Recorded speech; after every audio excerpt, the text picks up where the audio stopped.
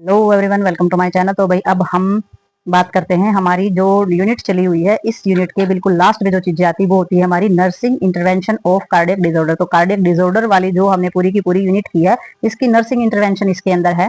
तो ये जो इंटरवेंशन हमारी है नर्सिंग की, ये जितनी भी हमारी डिजीज हुई हैं कार्डियक से रिलेटेड, उनमें सभी में आपके काम आ सकती है। पेपर में लिखने में यही चीजें हमारी काम आती है। जितने ज्यादा से ज्यादा आप नंबर ऑफ अमाउंट याद कर सको इन लाइनों को, उतना ही आपके लिए अच्छा रहेगा, समझने के लिए अच्छा रहेगा। तो एक्सप्लेन करने के लिए बहुत अच्छी चीजें, इसलिए इसमें मैं पूरे एक्सप्लेन तो करके नहीं बताऊंगी आपको, क्योंकि पिछली जो जितनी भी हमने डिजीज की हैं इंटरवेंशन से पहले, जितनी भी हमारी डिजीज आई, तो उसमें मैंने बिल्कुल टोटली एक एक लाइन की जो है हिंदी आपको बता के बताई है।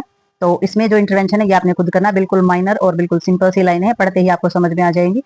तो इसमें जो है सबसे पहले इंटरवेंशन में रिस्क डिस्क्रीज कार्डियक आउटपुट, तो ये सारी की सारी वही लाइनें हैं आपकी। तो इसमें हमारा आ जाता है अक्यूट हेडेक, ठीक है, और इसमें एक्टिविटी इंटॉलरेंस। तो ये सारी की सारी हमारी जितनी भी लाइनें हैं ये सारी की सारी हमारी आ जाती हैं इंटरवेंशन के अंदर। एक्टिविटी इंटॉलरेंस है, ठीक है, और ये हमारी अक्यूट हेडेक आ जाती है, भाई सर दर्द कैसे स्टार्ट होता है, और ये हमारी डिस्क्रीज कार्डियक आउटपुट। तो ये आपने देखना है, इनकी सारे के सारे जो हमारी जितनी भी ये टॉपिक हैं इन सभी को याद करना है, तभी आपका काम चलेगा पेपर में, तभी आप अच्छा लिख पाओगे और जो आपका वर्क प्लेस है उसमें भी आपको चीजें समझ आएंगी। तो आगे देखते हैं, और भी बहुत सारे टॉपिक हैं इंटरवेंशन के अंदर।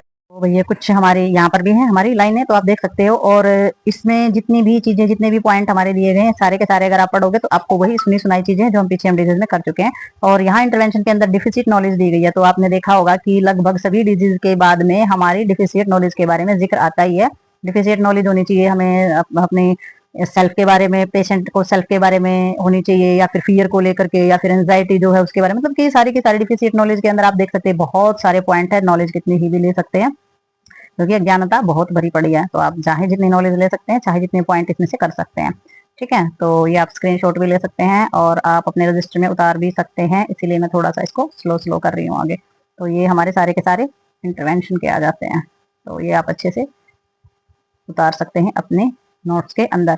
और इसमें से अगर बहुत सारे हैं तो इसमें से आपको 5 लर्न हो जाए, 10 लर्न हो जाए, जो इजी वो भी लर्न हो जाए, तो आपको बहुत हेल्प मिलेगी एग्जाम के अंदर, आपको नॉलेज बहुत ज्यादा होगी इससे, ठीक है। तो हमारे और भी पॉइंट है, आगे देखते हैं। डिफिशिएंट नॉलेज यानी कि जो हमारे जितने भी हार्ट डिसऑर्डर, हमारे जितने भी हैं कार्डियक डिसऑर्डर, उनके अंदर डिफिशिएंट नॉलेज के अंदर ये सारी की सारी चीजें आप मेंशन कर सकते हो सभी के अंदर, लेकिन कार्डियक से रिलेटेड।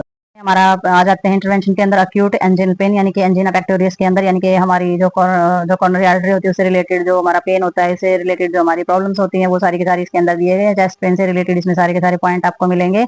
और इसमें रिस्क है एक्सेस फ्लूइड वॉल्यूम जब बढ़ जाती है तो कौन कौन से खतरे होते हैं या उसकी वजह से क्या खतरा हो सकता है।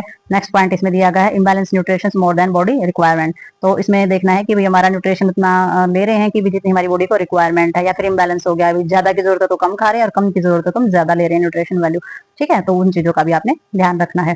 तो ये आपने देखना है, ये सारे के सारे पॉइंट जो है ये आपने उतार लेने, बहुत ही ज्यादा इंपॉर्टेंट है, बहुत ही ज्यादा नॉलेजेबल ये चीजें हमेशा काम आने वाली हैं आपके। तो ये आप स्क्रीनशॉट लें या फिर आप वीडियो को बीच में पॉज करके भी आप इसको उतार सकते हैं, बट बहुत ज्यादा जरूरी है और आपने उतारने भी हैं, हेल्प यही करते हैं एग्जाम में लिखने के लिए। इनके अंदर हम पॉइंट देखेंगे, इसमें दे रखा है इनइफेक्टिव टिश्यू परफ्यूजन। तो टिश्यू परफ्यूजन भी हम हर उसमें पढ़ते ही आ रहे हैं। टिश्यू परफ्यूजन की जो चीजें होती हैं हमारी, तो इसमें सारी की सारी हमारे साइनोसिस है, पोलर है, मतलब कि सारी की सारी इसमें चीजें दी हुई हैं, आप आराम से इसको कर सकते हैं। तो इसमें सारी 1 ABG यानी कि जो हमारी आर्टेरियल ब्लड गैस होती है, पीटी होती है, सारी की सारी इसमें बहुत अच्छे से जो मैंने पीछे कराया वही इसमें मेंशन किए हुए हैं, और उससे ज्यादा भी कुछ मेंशन किया हुआ है, क्योंकि एग्जाम मटेरियल देते हैं ये हर यूनिट के, या जितनी भी हमारी यूनिट है उसके बाद में एग्जाम मटेरियल होता है, उन्हीं लेसन से, उन्हीं यूनिट के जितनी भी डिजीज है उन्हीं के एक्सप्लेनेशन में से निकाली हुई ये चीजें होती है। बट आपको इकट्ठा मटेरियल मिल जाता है तो आपको लर्न करने में थोड़ा सा इजी होता है, तो आप इसमें से ये उतार सकते हैं सारा का सारा। और इसमें हमारी हो जाती है डिजिटल टॉक्सिसिटी, तो जितनी भी हमारी विषैली चीजें होती है, किन किन चीजों का प्रभाव पड़ता है वो सारी की सारी इसमें आ जाती है।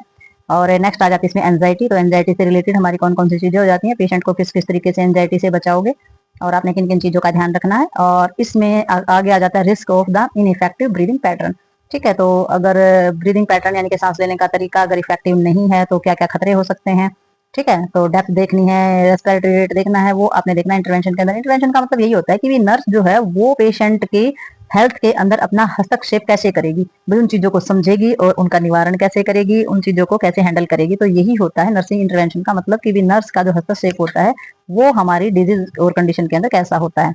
तो वही सारे पॉइंट इसके अंदर है। और बेसिकली आप पढ़ रहे हो तो आप ही नर्स हैं, तो आपका ही इंटरवेंशन ये है, तो आपने ये चीजें बहुत ही क्लियरली और बहुत ही इजीली ये चीज। इसमें हमारा रिस्क इनइफेक्टिव ब्रीदिंग पैटर्न, तो ये भी इसके अंदर हो गया है। ठीक है, ये भी इंटरवेंशन आता है।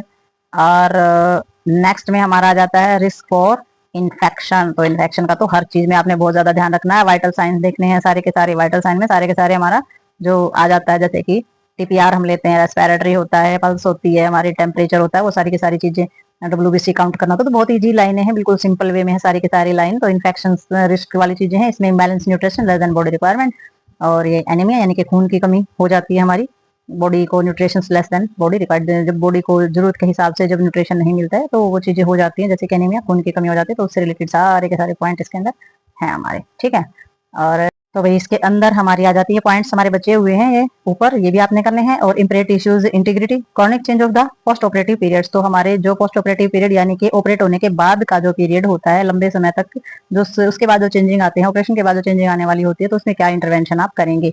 ठीक है, किस किस चीज को आप प्रमोट करेंगे, नर्स को क्या करना चाहिए, क्या मॉनिटर करना चाहिए, क्या उसको प्रमोट करना चाहिए। ठीक है, और किन किन चीजों पे उसको ध्यान देना चाहिए, क्या क्या चीजें मेंटेन करनी चाहिए, कौन कौन सी मैनेजमेंट देनी चाहिए, तो वो सारी की सारी हमारी इसके अंदर आ जाती है। सारी की सारी नर्सिंग इंटरवेंशन के अंदर ही हमारे ये पॉइंट आते हैं, और ये पॉइंट आपको बेसिकली बहुत ज्यादा हेल्पफुल होंगे पेपर करने में, और अपना काम जो आप कर रहे हो अपने वर्क प्लेस पे भी बहुत ज्यादा हेल्प करेंगे आपको। तो ये जो हमारी यूनिट थी कार्डियक से संबंधित, कार्डियक डिसऑर्डर वाली, तो ये हमारी यूनिट हो चुकी है कंप्लीट। तो मिलते हैं नेक्स्ट यूनिट में नेक्स्ट टॉपिक के साथ और नेक्स्ट वीडियो के साथ, तब तक के लिए बाय बाय।